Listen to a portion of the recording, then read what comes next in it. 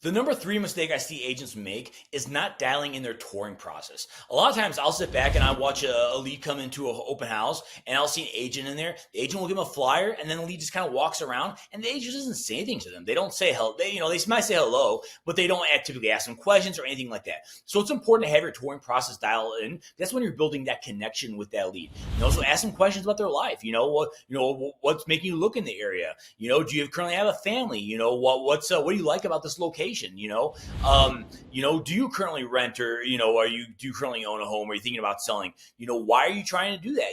And so it's important, because that touring process is when you're starting to get feedback, so you can find out, is this someone that you could potentially help? Or is it someone that maybe they don't need your help, or maybe they're not, currently looking at buying or selling a home.